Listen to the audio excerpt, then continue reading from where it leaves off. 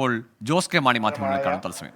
മാണി സാറിൻ്റെ ആ ആഗ്രഹവും അന്ന് തീരുമാനമെടുത്തത് ശ്രീ തോമസ് ചാഴികാടൻ എന്നുള്ള സ്ഥാനാർത്ഥിയാണ്. അദ്ദേഹം സ്ഥാനാർത്ഥിയാകുകയും അതിനുശേഷം ആ തെരഞ്ഞെടുപ്പിൽ തന്നെ ആ മാണി സാറിൻ്റെ ആ ആഗ്രഹം ജനം സ്വീകരിക്കുകയും അത് വോട്ടിൽ കൂടെ മാറുകയും നല്ല ഭൂരിപക്ഷത്തിൽ അദ്ദേഹം ജയിച്ചു എന്ന് മാത്രമല്ല, ഇന്ന് 20 മണ്ഡലങ്ങളിൽ ഒന്നാമനായിട്ട് അദ്ദേഹത്തിൻ്റെ വികസന കാര്യത്തിലും അദ്ദേഹത്തിൻ്റെ പ്രാദേശിക വികസന ഫണ്ട് അത് പ്രയോജനപ്പെടുത്തുന്ന കാര്യത്തിലും ഒന്നാമനായിട്ട് തന്നെ ശ്രീ തോമസ് ചാഴികാടൻ ഇവിടെ നമുക്ക് കാണുവാൻ കഴിയും. അതുമാത്രമല്ല, വികസന കാര്യങ്ങൾ, അടിസ്ഥാന സൗകര്യങ്ങളുടെ കാര്യത്തിൽ ഇപ്പോൾ ഇവിടുത്തെ റെയിൽവേ സ്റ്റേഷൻ്റെ സെക്കൻഡ് എൻട്രിയുടെ കാര്യങ്ങളിലും ഇവിടെ പാസ്പോർട്ട്, ഞാൻ ഓർക്കുന്നത് ആ പാസ്പോർട്ട് സേവാ കേന്ദ്രം മൂന്ന് റീജിയണൽ ഓഫീസ് മാത്രമുള്ള കേരള സംസ്ഥാനത്തെ ആദ്യത്തെ പാസ്പോർട്ട് സേവാ കേന്ദ്രം കോട്ടയത്തേക്ക് വരികയും ഈ 2-3 ജില്ല, നമ്മൾ ഇടുക്കിയും പത്തനംതിട്ട അങ്ങനെയുള്ള ജില്ലയ്ക്കൊക്കെയുള്ള അവിടെയുള്ളവർക്ക് പോലും പ്രയോജനകരമായ പാസ്പോർട്ട് ഓഫീസ് നിന്നുപോവുകയും പ്രത്യേക സാങ്കേതിക കാര്യങ്ങളാൽ. പക്ഷേ അതിൻ്റെ പിന്നിൽ എനിക്ക് വ്യക്തമായിട്ടറിയാം, അദ്ദേഹം നിന്ന് പ്രധാനപ്പെട്ട മന്ത്രിയെ മറ്റുള്ളവരെ എല്ലാം കണ്ട് ആ പാസ്പോർട്ട് ഓഫീസ് ഉൾപ്പെടെയുള്ള തിരിച്ചു കൊണ്ടുവരികയും അത് മാത്രമല്ല ഇവിടുത്തെ പല വികസന പദ്ധതികൾക്കൊക്കെ അദ്ദേഹം ചുക്കാൻ പിടിക്കുകയും ചെയ്തു. ഞാൻ പറഞ്ഞു വരുന്നത്, കേരള കോൺഗ്രസ് പാർട്ടി ഈ കോട്ടയം ലോക്സഭാ മണ്ഡലം പ്രതിദാനം ചെയ്ത കഴിഞ്ഞ 10 വർഷക്കാലം 15 വർഷക്കാലം മുമ്പ് പ്രതിദാനം ചെയ്ത ആ നിമിഷം മുതൽ എന്താണോ വികസന കാര്യത്തിൽ മുന്നോട്ട് വെച്ചത് അതേ മാതൃകയിൽ തന്നെ ഇന്ന് തോമസ് ചാഴികാടൻ മുന്നോട്ട് കൊണ്ടുപോവുകയാണ്. ഏതൊക്കെയാലും വളരെ യുനാനിമസ് ആയിട്ട് ഒറ്റ പേര് മാത്രമാണ് വന്നത്. തോമസ് ചാഴികാടൻ തന്നെ കേരള കോൺഗ്രസിന്റെ പ്രതിനിധിയായി ഇടതുപക്ഷ ജനാധിപത്യ മുന്നണിയുടെ സ്ഥാനാർത്ഥിയായി കോട്ടയം ലോക്സഭാ മണ്ഡലത്തിൽ മത്സരിക്കുന്നതായിരിക്കും. കഴിഞ്ഞ തവണ UDF സ്ഥാനാർത്ഥിയായിട്ടായിരുന്നു വിജയിച്ചിരുന്നത്. ഇത്തവണ എത്രത്തോളം വലിയ വെല്ലുവിളി ഈ തെരഞ്ഞെടുപ്പിൽ പാർട്ടി നമ്മൾ 100% കേരള കോൺഗ്രസ് ഇടതുപക്ഷ ജനാധിപത്യ മുന്നണി സ്ഥാനാർത്ഥി എന്ന നിലയ്ക്ക് തോമസ് ചാഴികാടൻ വിജയിക്കും എന്നുള്ളത് സംശയമില്ല. കാരണം കേരള കോൺഗ്രസ് പാർട്ടി ഇടതുപക്ഷത്തിന്റെ ഭാഗമാകുന്ന ഒരു പ്രത്യേക സാഹചര്യത്തിലാണ്. ആരെങ്കിലും പെട്ടെന്ന് അങ്ങോട്ട് മുന്നണി മാറിപ്പോയതല്ല. UDFന്റെ ഭാഗമായിരുന്ന കേരള കോൺഗ്രസ് പാർട്ടിയെ പുറത്താക്കിയതിനു ശേഷം 2-3 മാസക്കാലം കാത്തിരുന്നു. അതിനുശേഷം നമുക്കറിയാം, പഞ്ചായത്ത് തെരഞ്ഞെടുപ്പിലേക്കൊക്കെ ഘട്ടത്തിലേക്ക് വന്നപ്പോൾ പാർട്ടി എല്ലാവരും യോജിച്ച് ഇന്ന് സ്റ്റിയറിംഗ് കമ്മിറ്റി കൂടി എടുത്ത ഒരു തീരുമാനമാണ് ഇടതുപക്ഷ ജനാധിപത്യ മുന്നണിയിലെ ഭാഗമാകാൻ. ആ ഭാഗമായതിനു ശേഷം നമ്മൾ കണ്ടു, അത് പ്രധാനമായും നമ്മുടെ ഇവിടുത്തെ പ്രാദേശിക, ആദ്യമേ വന്നത് നമ്മുടെ ലോക്കൽ ബോഡി ഇലക്ഷനാണ്, ത്രിതല പഞ്ചായത്ത് തെരഞ്ഞെടുപ്പാണ്. ആ തെരഞ്ഞെടുപ്പിൽ ഏറ്റവും കൂടുതൽ പഞ്ചായത്തുകൾ ഇന്ന് ഇടതുപക്ഷത്തിന്റെ കയ്യിലാണ്. ബ്ലോക്ക് പഞ്ചായത്തുകൾ ഡിവിഷൻസ് 11 10 ഇന്ന് ഇടതുപക്ഷത്തിന്റെ കയ്യിലാണ്. ജില്ലാ പഞ്ചായത്ത് ഇടതുപക്ഷത്തിലാണ്. തുടർഭരണം നമുക്ക് ലഭിക്കാൻ കഴിഞ്ഞു. തീർച്ചയായിട്ടും അത് വലിയൊരു മുന്നേറ്റം ഈ പ്രാവശ്യവും ഉണ്ടാവും എന്നുള്ളത് തന്നെയാണ് പ്രതീക്ഷ.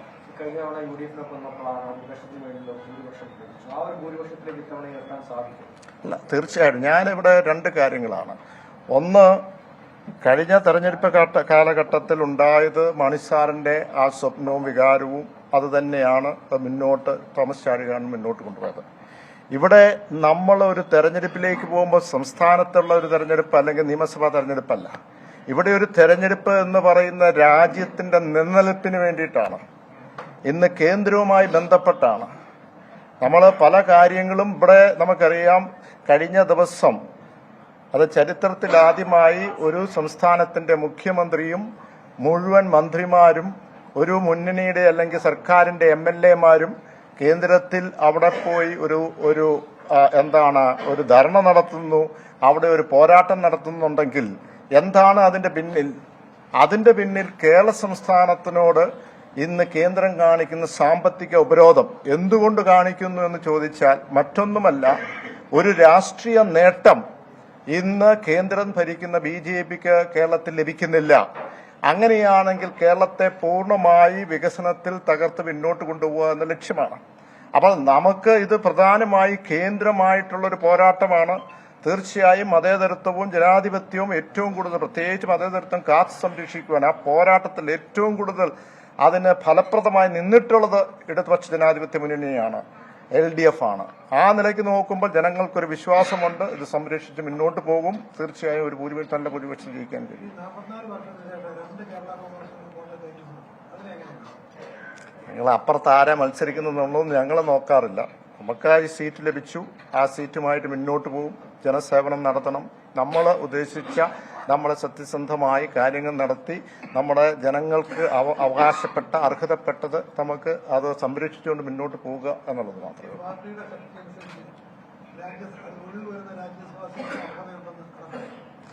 രാജ്യസഭാ സീറ്റും ലോക്സഭാ സീറ്റും ഒക്കെ അർഹതയുള്ള എന്നുള്ളത് നമുക്കറിയാം. പിന്നെ തീരുമാനിക്കേണ്ട LDF ആണ്.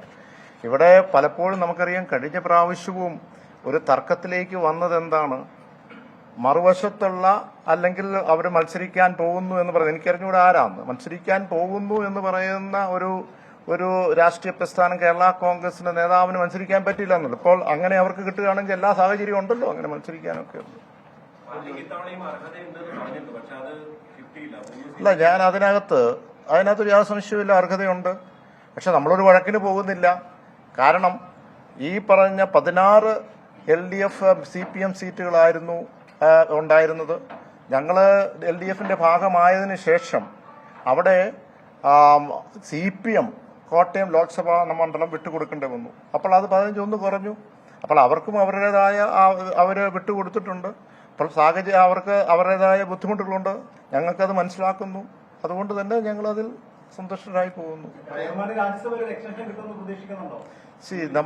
ഞാൻ സൂചിപ്പിച്ചതല്ലോ, ഇതെല്ലാം ചെയർമാൻ എന്നുള്ളതല്ലല്ലോ. കേരള കോൺഗ്രസ് പാർട്ടിക്ക് അർഹതപ്പെട്ടതാണ് ഈ പറയുന്ന ലോക്സഭ അഡീഷനും ബാക്കി എന്തൊക്കെയായാലും അത് LDFൽ ചർച്ച ചെയ്യേണ്ട വിഷയം LDF തീരുമാനിക്കട്ടെ. പ്രധാനമന്ത്രി വിളിച്ച യോഗത്തിൽ പങ്കെടുത്തത് വലിയ ചർച്ചയാണ്. നേരത്തെ ഈ റബ്ബർ ബോർഡ് മെമ്പർ സ്ഥാനം അങ്ങേക്ക് വേണ്ടി BJP ഓഫർ ചെയ്ത് അത് വേണ്ടായെന്ന് വെച്ചതാണ്. ആ മെമ്പർ സ്ഥാനമാണ് പ്രേമേന്ദ്രൻ ഏറ്റെടുത്തതെന്ന് വാർത്ത. എനിക്ക് അങ്ങനെ ഒരു ഓഫർ ഇതുവരെ വന്നതായിട്ട് എന്റെ അറിവിലില്ല. എനിക്ക് റബ്ബർ ബോർഡിന്റെ ഒരു ഓഫർ എനിക്ക് വന്നിട്ടില്ല. പക്ഷെ അങ്ങനെ ഒരു കേന്ദ്രത്തിൽ ഭരിക്കുന്ന രാഷ്ട്രീയ പ്രസ്ഥാനങ്ങൾ അല്ലെങ്കിൽ അങ്ങനെയുള്ള രാഷ്ട്രീയം അല്ലെങ്കിൽ അങ്ങനെയുള്ള BJP എവിടെ ഏതെങ്കിലും ഒരു ആനുകൂല്യമോ എന്തെങ്കിലും ഒരു റെക്കഗ്നിഷൻ എവിടെയെങ്കിലും കൊടുത്തിട്ടുണ്ടെങ്കിൽ അതൊക്കെ രാഷ്ട്രീയ നേട്ടം എവിടെയെങ്കിലും ഉണ്ടെങ്കിൽ ഉള്ളതൊക്കെ ചെയ്യാറുള്ളൂ. അതാണ് നമ്മൾ പുറകോട്ട് ചരിത്രം എടുത്ത് നോക്കുമ്പോൾ കാണുന്നത്.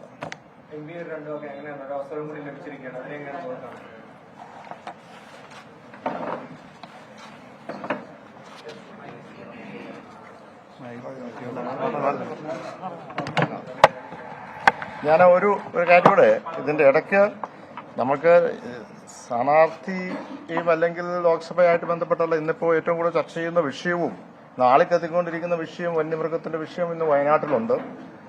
ഇതുമായി ബന്ധപ്പെട്ട് നമുക്കറിയാം ഇന്ന് വലിയൊരു ബുദ്ധിമുട്ട് നമ്മുടെ കേരള സമൂഹത്തിൽ നേരിട്ടുകൊണ്ടിരിക്കുന്നു. ഇതിന് ഏറ്റവും കൂടുതൽ ഇടപെടലുകൾ നടത്തിയത് കേരള കോൺഗ്രസ് പാർട്ടിയാണ്.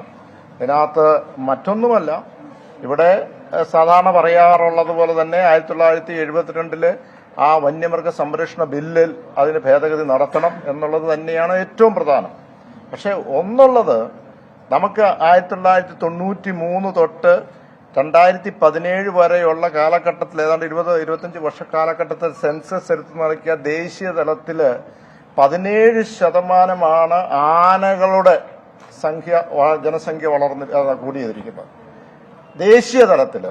പക്ഷെ കേരള സംസ്ഥാനത്ത് അത് 65%. 65% വളർന്നിരിക്കുകയാണ് എന്ന് പറഞ്ഞാൽ ഒരു വനത്തിൽ താങ്ങാനാവാത്തതിനപ്പുറം ജനസംഖ്യ വർദ്ധിച്ചിരിക്കുന്നു. അങ്ങനെയുണ്ടെങ്കിൽ ഇത് ഇങ്ങനെയുള്ളത് ഈ പറയുന്ന സാധാരണ രീതിയിൽ പുറത്തുനിന്ന് കടുവായയിൽ ഇങ്ങോട്ട് കൊണ്ടുവരുന്ന പോലെ തന്നെ ആനയെ പിടിച്ച് ഇപ്പോൾ ജാർഖണ്ഡിലോ അങ്ങനെയുള്ള സ്ഥലങ്ങളിലോ അല്ലെങ്കിൽ ഈ പറയുന്ന നമ്മുടെ ആസാമിലോ ഇങ്ങനെയുള്ള മറ്റു സ്ഥലങ്ങളിലേക്ക് വിടാൻ കഴിയും. കാരണം അവിടെ ഒരു വിസ്തീർണം എന്ന് പറയുന്നത് ഏതാണ്ട് 22 സ്ക്വയർ കിലോമീറ്റേഴ്സ് ഒരാനയെ വരുന്നുള്ളൂ. ഇവിടെ 1.7 സ്ക്വയർ കിലോമീറ്റേഴ്സിൽ ഒരാന വരുന്നുണ്ട്. അപ്പോൾ അതിന് ആക്ച്വലി സസ്റ്റെയിൻ ചെയ്യാൻ പറ്റുന്നില്ല. അപ്പോൾ തീർച്ചയായും ഇവിടെ നമുക്ക് പ്രാധാന്യം കൊടുക്കുന്നത് മനുഷ്യനാണ്. അത് തിരിച്ചറിയണം. അതനുസരിച്ച് വേണം നിയമഭേദഗതി നടത്തേണ്ടത്. നമുക്കിത് എവിടെയെല്ലാം മുഴുവൻ ഫെൻസ് ചെയ്ത് പോകാൻ പറ്റില്ല. പക്ഷെ നിയമഭേദഗതിയിൽ കൂടെ മാത്രമേ നമുക്ക് രക്ഷപ്പെടാൻ പറ്റുള്ളൂ. അതിന് വളരെ അർജന്റായിട്ട് അതിനുള്ള നടപടി ഉണ്ടാകണം. നിരന്തരം ആവശ്യപ്പെടാറുണ്ട് സർക്കാരിനോട് ഇത്തരം വിഷയങ്ങൾ. പക്ഷെ അതിൽ ഈ ഏറ്റവും പ്രാഥമികമായ കാര്യങ്ങൾ പോലും നടക്കാറില്ല. ഇപ്പൊ കർണാടകം അടക്കം വിവരങ്ങൾ തന്നില്ല എന്നടക്കം അവിടെ പല പിഴവുകളും ചൂണ്ടിക്കാണിക്കപ്പെടുന്നത്. ഇത് എന്തുകൊണ്ടാണ്? മുന്നണിയുടെ ഭാഗം കൂടിയാണ്. ആന എന്ന് പറയുന്നത് എന്താകട്ടെ, ഇതൊരു സംസ്ഥാനത്തിന്റെ സ്വത്തല്ല, ദേശീയ സ്വത്താണ്. ആ ദേശീയ സ്വത്താവുമ്പോൾ ഇതിന്റെ തീരുമാനം എടുക്കേണ്ടത് കേന്ദ്ര സർക്കാർ തന്നെയാണ്.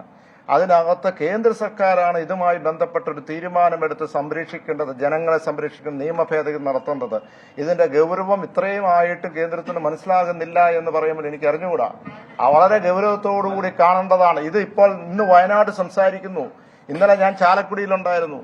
അവിടെയും അവർ പറയുന്നത്, ചാലക്കുടിയിൽ ഉൾനാട്ടിലായിരുന്നു, അവർ പറയുന്നത് ഒരു 2 കിലോമീറ്റർ വനത്തിൽ നിന്നുള്ളൂ. അവർ പറയുന്നത്, സാറേ ഞങ്ങൾക്ക് പുറത്തേക്ക് ഇറങ്ങാൻ പേടിയാണ്, ഇത് നിസ്സാരമായിട്ട് എടുക്കരുത്, ഇത് വളരെ ഗൗരവമുള്ള ഒരു കാര്യമാണ്. ഇതിനകത്ത് ഞാനൊരു സജഷൻ പറയുന്നത്, പുറത്തേക്ക് വരുമ്പോൾ എന്തിനാണ് ഫോറസ്റ്റ് ഉദ്യോഗസ്ഥരോട് ചെയ്ത സംരക്ഷണം ചോദിക്കുന്നത്? അവർക്ക് ഇതിനകത്ത് ഒന്നും ചെയ്യാൻ പറ്റില്ല. ഫോറസ്റ്റ് ഉദ്യോഗസ്ഥർ വിട്ടേരെ, പോലീസ് ഏറ്റെടുക്കട്ടെ, സംരക്ഷണം ജനങ്ങൾക്ക് കൊടുക്കട്ടെ. ഇതൊരു കടുവയെ തൊട്ടു അല്ലെങ്കിൽ ഇതിനെ തൊട്ടാൽ ഉടനെ തന്നെ ഈ പറയുന്ന മനുഷ്യരെടുത്ത് ജയിലിലാക്കുക എന്ന് പറയുന്ന നിയമം അതിനകത്ത് അതെ. അപ്പോൾ അതിനകത്ത് ഈ നിയമം തന്നെ വനത്തിൽ കയറി ആരും ആ മൃഗത്തിനെ കൊല്ലരുതെന്നുള്ളതാണ്. മൃഗം പുറത്തേക്ക് വരുമ്പോൾ ആ നിയമം വീണ്ടും അങ്ങനെ തന്നെ നീക്കുക. അതിന് സംരക്ഷണം മൃഗത്തിന് കൊടുക്കുന്നു, മനുഷ്യനില്ല. അപ്പൊ അത്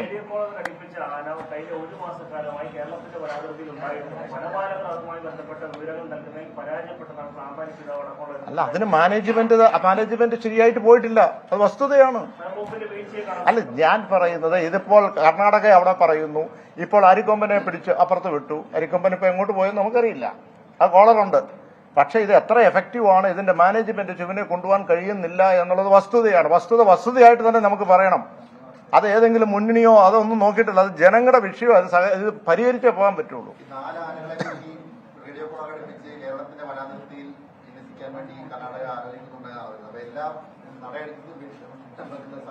അല്ല, അത് ഞാൻ പറഞ്ഞത് അങ്ങനെ ഇപ്പോൾ അങ്ങനെ സംസ്ഥാന തെരഞ്ഞെടുപ്പിൽ കേരളത്തിലെ ആദ്യത്തെ സ്ഥാനാർത്ഥി പ്രഖ്യാപനം, കേരളത്തിൽ കോട്ടയം മണ്ഡലത്തിലാണ് ആദ്യത്തെ സ്ഥാനാർത്ഥി പ്രഖ്യാപനം വരുന്നത്. കേരള കോൺഗ്രസിന്റെ സ്ഥാനാർത്ഥിയായി തോമസ് ചാഴിക്കാടൻ 2ാം അംഗത്തിന് ഇറങ്ങുന്നു. ലോക്സഭയിലേക്ക്, പാർലമെന്റിലേക്ക് തോമസ് ചാഴിക്കാടൻ ഇത് 2ാം അംഗമാണ്.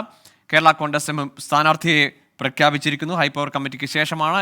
ഒരേ ഒരു പേര് മാത്രമേ ഈ യോഗത്തിൽ ഉയർന്നു വന്നുള്ളൂ എന്നതാണ് ജോസ് കെ മാണി പറഞ്ഞത്. ഏതായാലും വിജയപ്രതീക്ഷ പങ്കുവെക്കുന്നു. തോമസ് ചാഴിക്കാടൻ്റെ കഴിഞ്ഞ ഒരു ടീമിലെ പ്രവർത്തനം തന്നെയാണ്, അല്ലെങ്കിൽ ഇപ്പോൾ തുടർന്ന ടീമിലെ പ്രവർത്തനം തന്നെയാണ് അദ്ദേഹത്തിന് അനുകൂലമായതെന്ന് കരുതാം. ടോബി ജോൺസൺ ചേരുന്നുണ്ട്. ടോബി, അങ്ങനെ ആദ്യ സ്ഥാനാർത്ഥി പ്രഖ്യാപനം, സംസ്ഥാനത്ത് നിന്ന് ആദ്യ പാർലമെന്റ് സ്ഥാനാർത്ഥി, തെരഞ്ഞെടുപ്പിലേക്കുള്ള ആദ്യത്തെ സ്ഥാനാർത്ഥി തോമസ് ചാഴിക്കാടൻ. അപ്രതീക്ഷിതമായ ഒന്നുമല്ല, പക്ഷേ ഇന്നത്തെ യോഗത്തിൽ മറ്റൊരു പേരും ഉയർന്നു വന്നില്ല എന്നാണ് ജോസ് കെ മാണിയും പറയുന്നത്, അല്ലേ? തീർച്ചയായിട്ടും നേരത്തെ തന്നെ ഇക്കാര്യത്തിൽ ഒരു തീരുമാനമുണ്ടായി എന്ന് തന്നെ വേണമെങ്കിൽ നമുക്ക് പറയാം. കാരണം മറ്റൊരു പേരും എന്തായാലും കേരള കോൺഗ്രസ് എമ്മിൽ ചർച്ചയ്ക്ക് ഉയർന്നു വന്നില്ല എന്നുള്ളത് തന്നെയാണ്. നേരത്തെ തന്നെ ഒരവസരം ചാഴിക്കാടന് ലഭിച്ചേക്കുമെന്നുള്ള സൂചനകൾ ഉണ്ടായിരുന്നു.